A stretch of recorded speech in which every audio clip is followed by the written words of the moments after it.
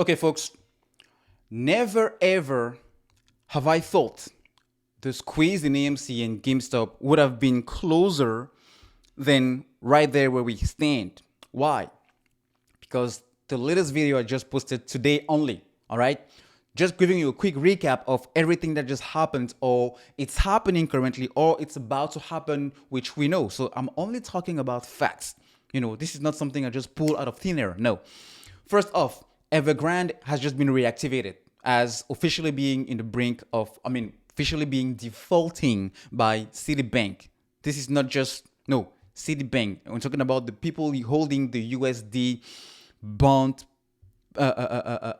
paper, right? So that means they will never see the money again. So what do you think is going to happen to those who use that bond or that paper as a collateral in order to continue to hold some positions? When, number two, those positions, especially in the tech sector, are being crushed. Like all of these tech growth sectors, which by the way, hedges love to buy and I've been buying a lot, are laying off people because of fears of, slowing in growth. Like Coinbase, Gemini, Robinhood, even Wells Fargo is going to lay off some people. Even Tesla is going to lay off some people. We have about 21 companies, and the total numbers of laying off from the tech sector now it's already outpacing the total number of last year. It speaks volume, right? Because when that happens, it means money is drying up in that sector. So where are they going to look for in order to continue to make money? When, by the way, when you look at companies like Tiger Global, hedges, company like D1, hedges, company like Maven Capital, hedges, who are either losing half of the total money they had since the beginning of this year. Companies like Melvin, who are closing doors and returning money from the clients. When you look at what those kind of big companies are doing, what do you think is going to happen to the smaller ones that are also involved in this play? They are going to get out. They're going to be forced to get out. If they've done that prior to now, they're going to do that when the stock split with the dividend in GameStop happens. Why? Because in order to do that, in order to, for that to happen, the dividend has to be paid on real shares. But we know we have millions, potentially more, fixed shares circulating in this, and that is precisely why the share price is still doing what it's doing now, instead of the contrary, going up, and up, because we're still buying and holding, right? So when that happens, if before it hadn't happened, they're going to be forced to return those shares by covering. Huge buying pressure coming. That's number three. That's number four. And then number five,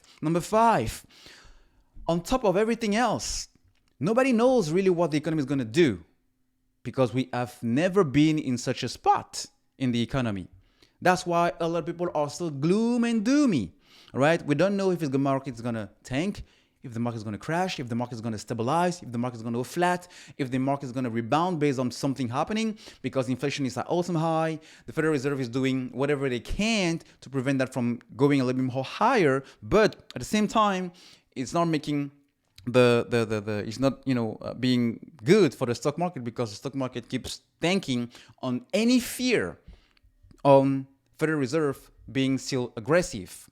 And when that happens, well, look at the stocks that are so much more to go down. The tech sector again, the tech stocks again. Look at what happened on Wednesday, on Friday. So when I add all of that, right? Let's just say only 4 of the 5 I just mentioned don't happen, all right? What we know for sure is interest rates are going up. So when interest rates go up, what happens? Debt becomes more expensive.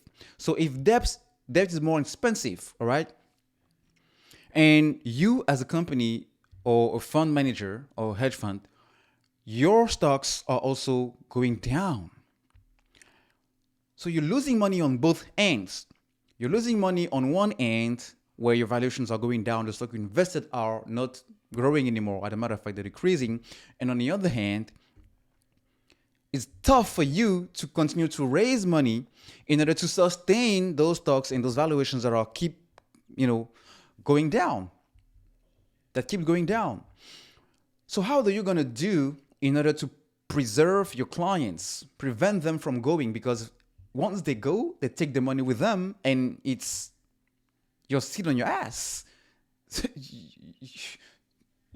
You have no money. No money for those companies means bankruptcy. So,